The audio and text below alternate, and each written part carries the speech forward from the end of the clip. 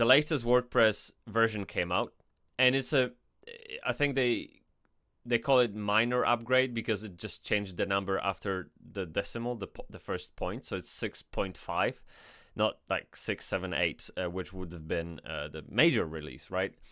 So 6.5 is out there, and I hope you've all upgraded because it's amazing. Assuming the website that someone else has built for you or you built for yourself is adjusted to take all those new features in. Because you can build a website in a very rigid, primitive way, and by website I mean WordPress theme, obviously, that won't welcome all those changes, or it will need significant revamps in terms of file structure, feature structure, to make any use of those new additions. I'm just scrolling through the LinkedIn feed and checking out what people have to say, but I don't think anyone on my wall has mentioned WordPress 6.5. So if you search for WordPress 6.5, they advertise it as take control, build it your way. And I think it goes back into, it plays into their emphasis on building pages with drag and drop. So I want to have a look what they've done to make it easier, because there's a high chance your website is using Gutenberg block editor, and sometimes can be clunky, sometimes can be amazing, and I think it's just best to have a look what's out there and how that impacts your day-to-day. Now, I won't be going through the documentation in here because it's like a marketing jargon release. It's almost as you would have watched Apple's new introduction of MacBook Pro. It's all epic, it's all amazing, it's all the fastest test, and it just doesn't, it's not necessarily nitty gritty, it's not down in the trenches, it's all wool over one's eyes. So I will instead take liberty and watch this video. Jamie had reviewed WordPress for us in 250 seconds. I haven't watched that video, but I think if someone took their time to compress the news about the latest WordPress version to 250 seconds, it's quite concise and neat and on the point. So I think it's just best if we just watch it together and see what we think about it. All right, let's have a look. Sponsoring this video, InstaWP is a great way to create, test, and deploy WordPress websites in just one click.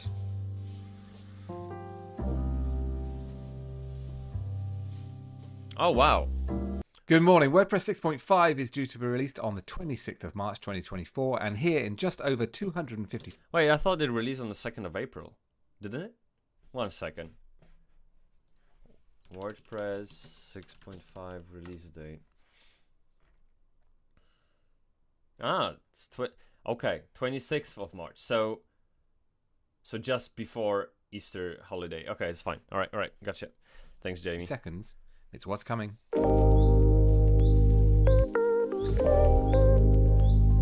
Finally, we have a way that you can upload your own fonts and choose Google Fonts. Just come to your global styles, click on typography, and then you'll see this little icon up here. Actually, click on that. One comment in here. WordPress tries to be another Wix.com, which I think it might be a problem. I don't know how to call that. It might be a mistake, just to be blunt.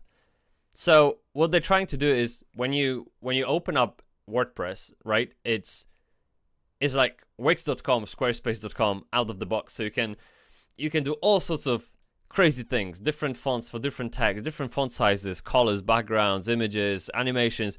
It's all in there. So it comes like a prepackaged page website builder, and that's great. But I think most people choose WordPress because it's so easy to gut it out and build something of your own. Now, I understand people don't have that capability. They don't have development skills. They don't have time, and that's great. But I think if someone is looking for an out-of-the-box solution, they will reach for all those other cloud-based options rather than WordPress. I think that's just my opinion. And if someone wants WordPress, they will assume they need development help just to get it lean and fit for purpose. So all those, like this feature that he's about to explain, I know it's going to be. I feel like it's unnecessary to me, at least, as a person who can see WordPress under the hood. Like I see through WordPress because I've been working with this platform for about 10 years now. I don't know. I think like this feature is a bit unnecessary, especially for my clients. But I will get to that in a second, maybe. That manage fonts. Two options here. You can either upload your own font and it supports all these different formats, or you can install Google Fonts. You can now fix the aspect ratio of your cover blocks, which is fantastic because they work now seamlessly on mobile and also on desktop. To fix the aspect ratio, just click onto styles. Interesting thing is, when this wasn't there, every time we built a website for a client, we would create our own image component, which would have that setting, so that introduction of this as a native feature makes this entire thing obsolete. But what the custom image block helped us to do is also to have some kind of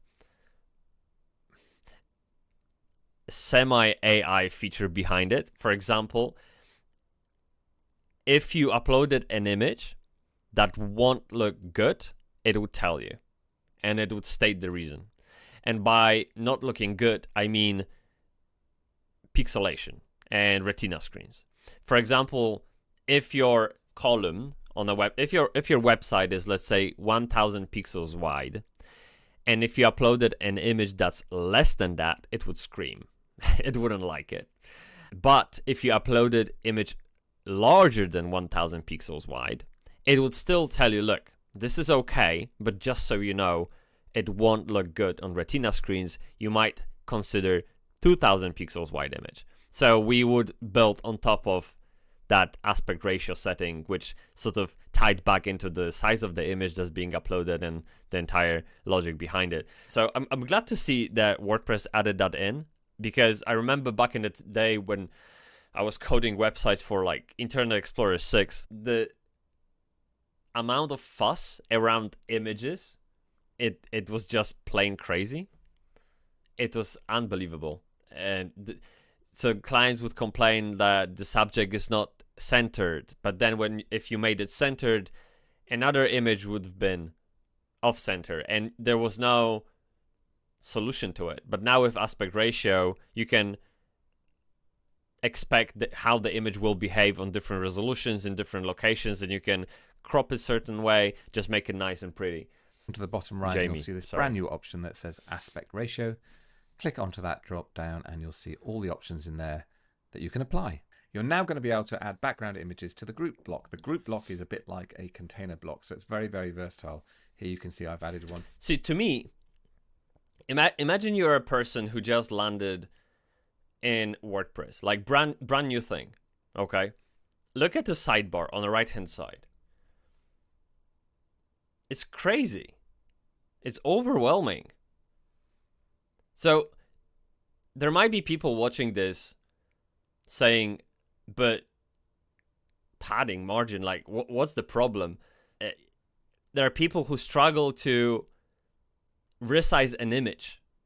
If you show them that, like padding, margin, block spacing, minimum height, and those options have more depth to it, you can click those filter icons in here and we'll expand it further. It's just so overwhelming. So the first thing we do when we build WordPress, we delete all of it. Just cut it out, like right away. The WordPress, when you get WordPress from us, is blank. Because if we start from blank, we can add things that you only need to build websites in line with your brand, in line with your requirements, in line with your team's vision, like whatever. But if you see that, I guarantee every one of your team members will feel that creative surge to experiment with all of that, and you will get pages that are not visual continuous. They will look off, padding will be different everywhere, and spacing will be different, and blocks won't stack well on mobile. Like, it will be mayhem. Like, literally a bunch of monkeys in the room. So you don't want to do that, trust me. And I'm glad they done that for, I guess, a generic audience.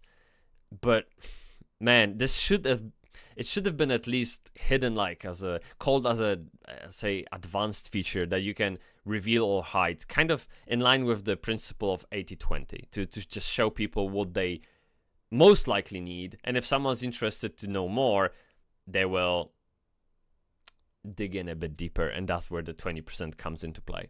Anyway, okay, let's have a look what the groups are. So I would call it a card, but in WordPress it's a group. Group is literally like a container, and you can do whatever you like with it. So let's have a look what's possible. I'll just come to styles, and you'll see this brand new option, background image, and of course, because it's a 100%, there'll be someone who complains her face is cut in half.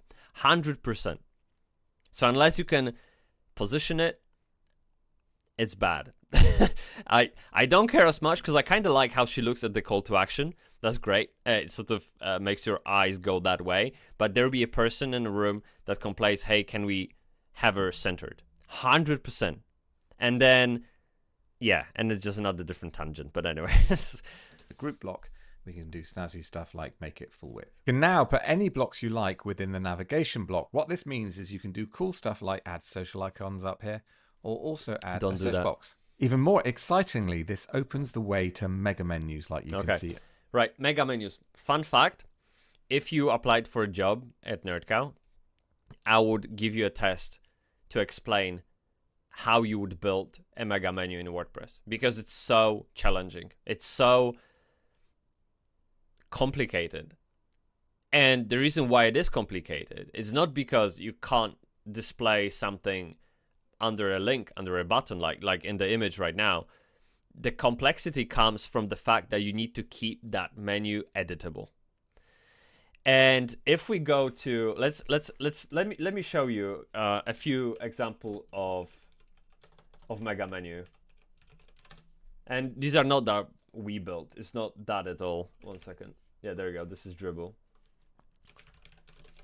Okay, let's have a look.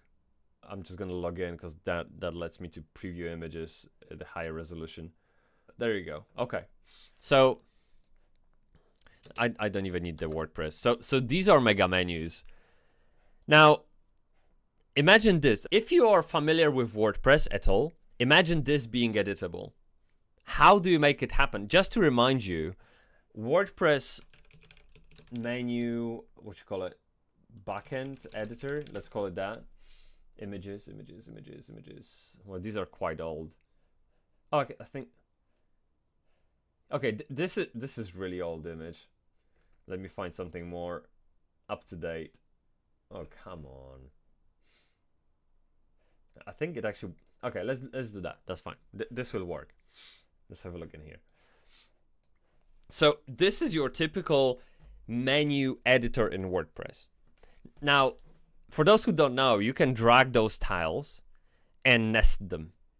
Okay, so you can create as many levels as you like. I haven't tried to go beyond 3 levels, but I assume it's up to the user how far they want to go. But you can add more pages. It's like a tree, right? And then every tab can have branches. So how would you build that? So let's say this menu, this whole thing sits under electric power tools. So blog we would have electric power tools here as a separate core tile. Now, how do you get all of that content inside? So is construction, power tools, garden, all those things branches?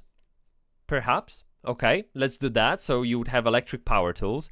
You would have those tabs in here as a branch underneath. But then you have all those boxes in here. And then there's a button and there's a title. And then if you know, mega menus also do have blog posts in them. They're images, backgrounds. Like this interface here is not made to have a mega menu built within it. So it requires creative, outside of the box thinking to make a mega menu happen. And that's why I always ask people trying to join NerdCow, how would they do that? Because it's really interesting to see how people approach a challenge like this. The platform itself is not made for it. So the way we would do it in the past, and now clearly it's changing, the way we would do it in the past, we would have sidebars. You know, sidebars in WordPress, where you can drag and drop widgets like images or lists or links, whatever, headings, whatever. So we would have sidebars which would reflect a drop down. Let me see if I can actually show you. That'd probably be a better example. I will just log into our website because I think we have it there. Menus, there we go. Okay. Gotcha. So this is this is how we approached it. Okay. Look. This is actually quite interesting. So we have sidebars. This is not native in WordPress. In WordPress, you can't create sidebars dynamically as a user. You have to do it programmatically, but we made it possible through the backend. So I would just type in here whatever sidebar name I like. In this case, we would have products mega menu, case studies mega menu. Okay. That sidebar would show in the widgets area, which is native to WordPress. So you can see products mega menu, case studies mega menu. And in those sidebars, in those areas in here, you actually use your typical Gutenberg. And that means we can create any blocks, any components that we like. So in this case, we create a navigation column, which takes menu items, and those all things are customizable, right? And then that's not all, because this is just a mega menu, right? This is the black thing here, but you need to assign it to a label in the navigation. So that's the last part. And that was hell difficult. So we managed to hack through WordPress to show sidebars in a similar fashion as just links in here. So you have sidebar, which acts as a link, but WordPress, because we told it, treats these as mega menus. And what it effectively does, we add to the menu, it shows here, we drag it underneath the primary label at in the navigation bar, and that pulls through all the widgets that are in that particular sidebar. So for example, Trio, which is at the top, Trio mega menu. And if you go to our website,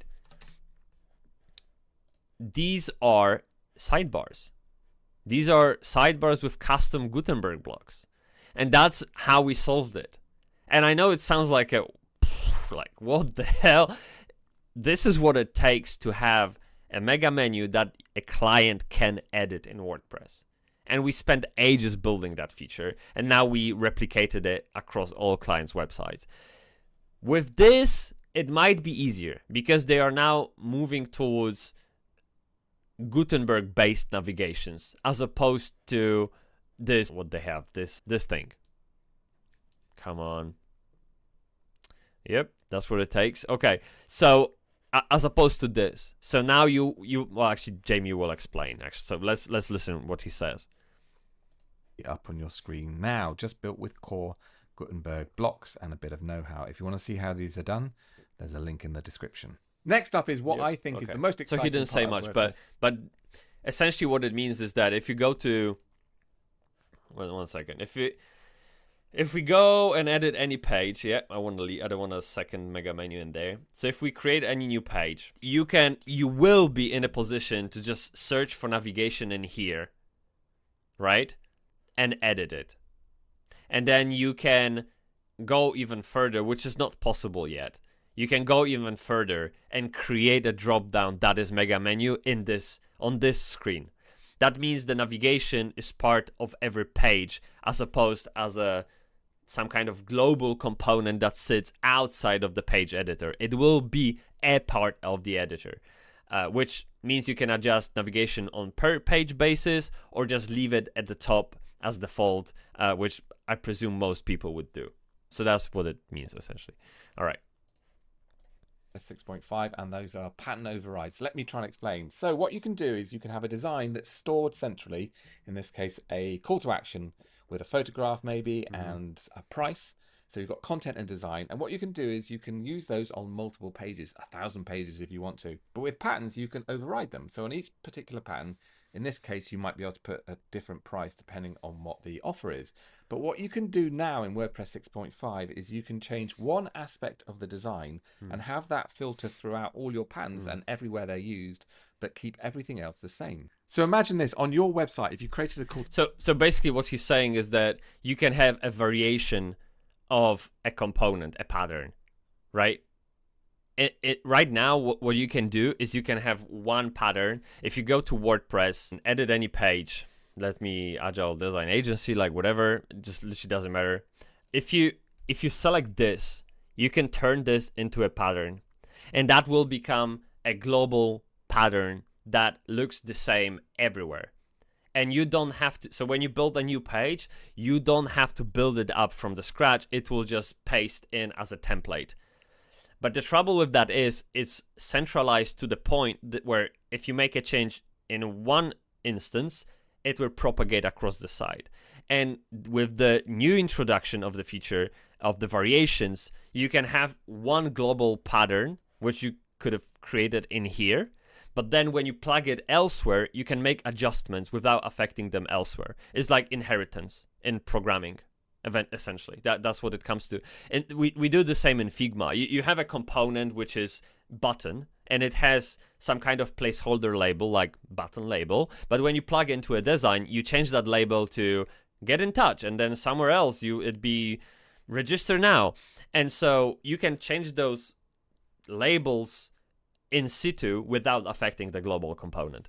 And that's what WordPress has now made possible with content editing. To action, but it wasn't actually converting. You could go in centrally and change the design. I've jazzed mine up a little bit, and it would filter down to every occurrence of where that design had been used, but all the text that had been put in locally would be maintained. And here's how to actually use that on your site. Create it as a block pattern, and if I just want this section here to be editable, I would just select it and then click this option down here, allow instance overrides. And when you use that on your site in any of your pages, the only bit you're going to be able to edit. I mean, one of the use cases that you can think of is pricing tables. We have a client who prices. They do what you call it, price segmentation, which means every client. Well, it's not. Well, I guess it is price segmentation to an extent, but the bottom line is that they have user personas, right? As most businesses do. You can probably categorize your audience in broad categories. Now, every category, every user persona have different pricing, but the pricing tables maintain their structure across the board. So with that feature, what you could do, you could have one pricing table and then adjust it on the individual user personas pages. What you could also have is a timely change for Black Friday season, Black Friday campaign. You can have one global table, which is the pattern they said, and tweak it, overwrite it just for Black Friday, and then just revert it back, right? So it is quite convenient, especially for marketers who need to make changes quickly, sometimes for a short time period of time, and that's really convenient. In the past, we would have to clone the feature, fill it up from the scratch. It's just, it takes longer, and we like efficiency, so it is what it is. Edit is that paragraph block, not the actual cover block itself. But now imagine you've got brand new photography that you want to use on all the instances where that pattern has been used throughout your site, but you don't want to change the text on each of those patterns. Well, it's really simple. All you would need to do is replace the image on the original block pattern, like so, and then every instance of where that block pattern had been used would automatically be updated, but the text would stay the same. Right. You can now rename any block you like using the list view. Just right click on it and come down and click. Finally, thank God. Seriously, how this is like, I think I read something on Twitter, sorry, X. I can't get a habit of saying X, but I'll do my best. So I think I read it on the X platform, because I'm involved with development community more so in there than over here on LinkedIn, and the number of complaints about the Actually, yeah, I guess drag and drop feature on the left hand side. You see where Jamie has group, image, paragraph, all that stuff. You can hold one and move it around, right? And that's like layers in Figma or folders on Windows. Like this is just a basic feature. But the trouble is the way it indicated where you gonna drop it, where the being dragged element will be assigned. That experience was terrible. So, for example, let's say you had another group at the top. You hold on to a paragraph, you dragged it in between those two groups, right? Because you want it in the group above it. But then when you dropped it, it would literally slide in between those groups instead of being under the new group at the top. Does it make sense? So there wouldn't be a clear feeling, like indication to the user where this element is going to be once I release the mouse button. And I think, maybe Jamie will cover that. If not, we can Google it quickly. I think they fixed it in 6.5. Because this, when you get to a page, which is like a landing page for a PPC, right? If you build it, even with the sleekest library of components, this list on the left-hand side, it's still pretty damn long. And managing it is pain when that interface is not working correctly. So hopefully they fixed it, but we'll see. And yeah, and renaming part, it's great. It is absolutely fantastic because again, if you have like hundreds of elements on the left-hand side, you want to quickly identify which one you need to change, to move, to delete, whatever. So that's fantastic. I mean, I love conveniences like this. This is, again, goes to efficiency, goes to time saving, and less frustration, and the better experience with the platform. So that's awesome. Click on rename and give it a name. This is super helpful for organizing your content. The group block and columns block and the buttons block and also the image block now have cool inbuilt support for super drop shadows. Gutenberg is also getting some amazing performance improvements in WordPress 6.5. You can see on the screen the difference between... Yeah, but then you get someone from, I don't know, Timmy from your team uploading 30 megabytes photo of a team member on the About page, right? Like, I wonder how they measured these, because performance of a website is highly dependent on how you use it, how you've maintained it, where it's hosted. It's not a constant. So I'm really interested in how it's like Apple saying that their MacBook is 4 times faster than anything else on the market. What's the benchmark, dude? Because I guarantee that photo that Timmy uploaded will change the landscape quite significantly. That, like, trust me. Or that creeping JavaScript error because someone forgot to remove 1 or 2 lines of test code from a file. That will impact first block load. That will impact typing, and I don't know. I would not pay much attention to these metrics, to be honest. Just my gut feeling. Unless they did something significant. Maybe these speeds are relative. So if your website, say, loads 2 seconds now, then it will load half that time now. Perhaps Maybe it's subjective. Maybe it's relative. But in any case, I would not take this as a selling point for WordPress 6.5. It's just not viable. WordPress 6.4 and WordPress 6.5, and the speed increases over in the far right Actually, column. this is just for Gutenberg, so maybe the block editor and also the site editor. This is great news. Maybe I went There is out of also scope some really a bit. cool stuff for developers in WordPress 6.5. One of those is the block bindings API. Okay. This paves the way for us to have native support for custom fields in a future release of WordPress. Another really exciting feature for developers is the 1 second. Okay, let me hear that again. Developers in WordPress 6.5. One of those is the block bindings API. This paves the way for us to have native support for custom fields in a future.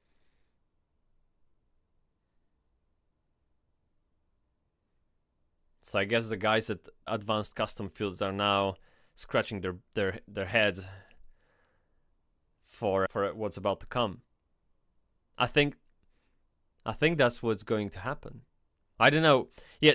So basically, for those who don't code websites, who just use WordPress as it is, the common practice, which I don't like, I don't use, I never did it, so just stating that out loud, is to install ACF plugin or Advanced Custom Fields plugin. And now what it lets you do is add custom fields, it's in the name, of anything in WordPress. So pages, users, you name it. For example, by default, WordPress doesn't have avatar upload for a user, right? Yes, there is like a placeholder for a profile picture, and it's directly linked with the service called gravatar.com. So, but if the user doesn't have an account there, it will just stay like a gray blank thingy, like an icon essentially. But if you want to let people upload an image to their profile, like you would on a social media network or anywhere else, really, then that is a custom field that you need to create for a user for it to happen. And ACF is literally, you can do that in 3 clicks. Literally just click add new custom field for the user, file upload, save. And that will just work out of the box.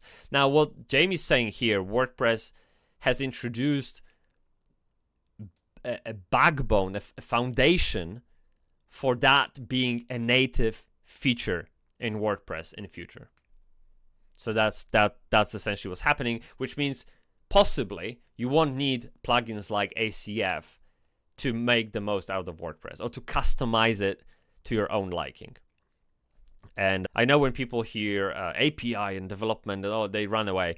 It doesn't matter. All you need to know is that you might not need to pay for the ACF license in the future anymore. And that's really it. Future release of WordPress. Another really exciting feature for developers is the Interactive API, which is really, really exciting, but also really, really hard to explain in a short video like this. So subscribe if you want to see a more in-depth look at that. He won't cover that. Thank you so much for watching. If you can hit the like button now, that was a good video, because it makes a huge difference in terms of how many people get to see this video. It really, really does. So thank you if you can hit that like button. And also, every time you do hit that like button, our cats get a little treat. He went for dreamies. I appreciate that. That's good. My cats eat dreamies too.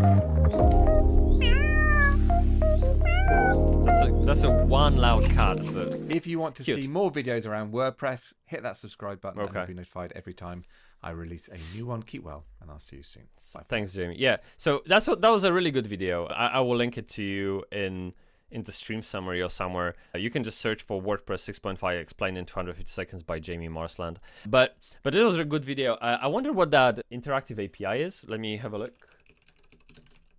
I know, again, when you hear API, you run away, but stick with me. We can explain that in the basic terms. WordPress. There you go. Let's see what it is. The Interactivity API provides a standard way for developers to add interactions to the front end of their blogs. So does it mean like listening to events, like clicks, drags, or scrolls? Blogs can share data, actions, and callbacks between them. This makes communication between blogs simpler and less error-prone. Aha! Okay, I get it. Okay, so basically what it means is it adds an extra communication layer. That's already, I guess, a complicated term to explain that, but it's like a link. Okay, let me give you a context. Right now, your WordPress website is a collection of independent components, and a component is a button, component is your newsletter, component is your navigation. They don't give a shit about each other. They are extremely selfish.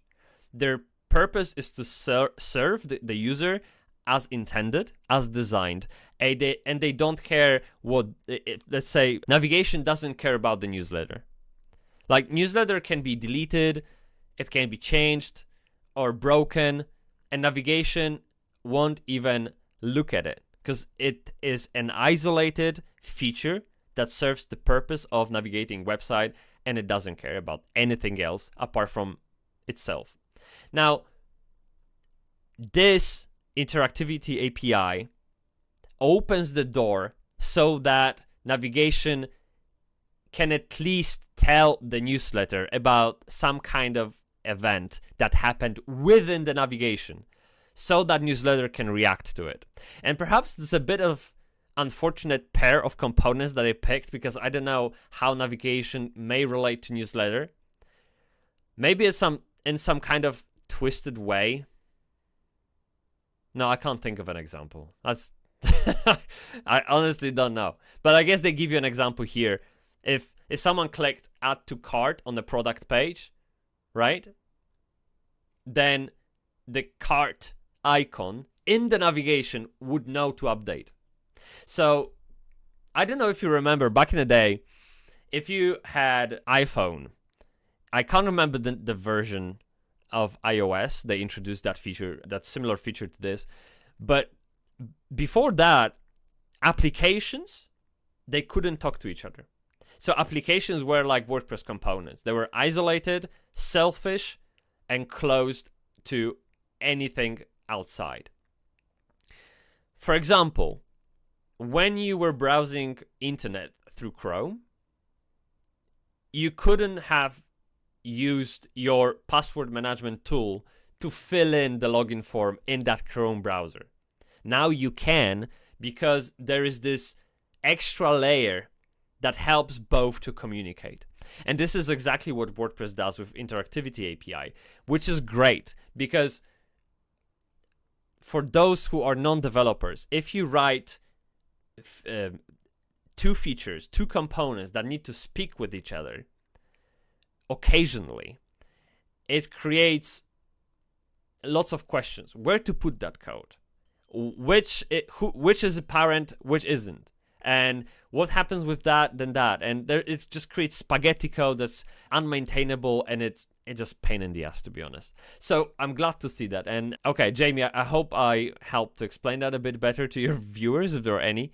And thank you again for that video. And so I think that really wraps up WordPress 6.5. You can go directly to this marketing page, or if you go back, there's a full documentation if you're interested to read about it. There you go, my partner's texting me. She's the only one that can pierce through my mute mode. So that's why you're hearing the pings. Play with enhanced backgrounds and shadows.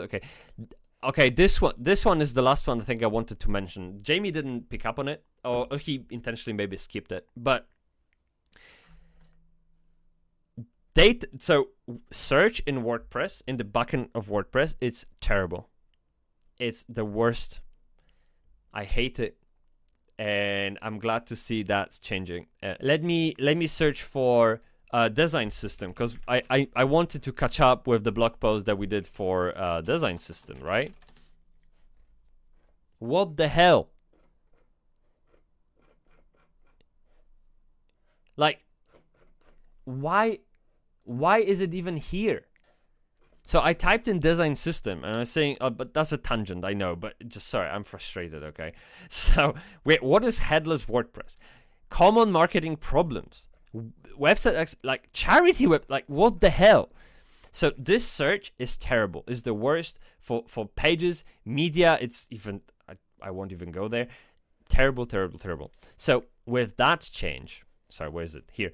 With that change, you will be able to create your own views, like HubSpot has dashboards, or Jira has dashboards, where you can customize like what shows up there, in what order, what's priority, what do you get pings about. So data view is like that. It's like your own dashboard, which pulls through everything that you need to or want to know, that is also searchable. So really helpful. So you can have like a widget that shows some kind of pages around a certain keyword, for example, that you can browse through quickly. So it's highly encourage that feature, and it's probably in its most basic form because the first iteration of it. And I look forward to seeing where that goes with WordPress, because man, terrible stuff. Okay, this is the development part, which I don't want to lose you, okay, if I haven't already. So that's nice. That's really nice. But in any case, have you updated WordPress 6.5? That'd be interesting to know. And did you have any issues? Because we will be I think we'll be running upgrades for our clients starting Monday, actually, because the second week of the month, that's when we do it. It's just helps to sort of bundle those websites together for the maintenance in one go. So that we usually schedule that for the second week of the month. But I'm really curious how that update go. How did you find WordPress 6.5? What could have done better? What's good about it? And have you played around with any APIs they introduced? I can't wait to see where we can implement those features into NerdCow OS. NerdCow OS is basically our own library of components that we integrate into every website that we built, and it's just designed for marketers. So there's no unnecessary fluff and unnecessary jargon, no padding margins. It's a very clean way to use WordPress. That's why I said we got it out, we get NerdCow OS into it, and so people can fairly easily, without any training, build beautiful pages as they were intended to be. Now, anyway, that's all, I think. If you have any questions, do let me know. I think it's a good conversation starter. I'll see you in the next one, and bye.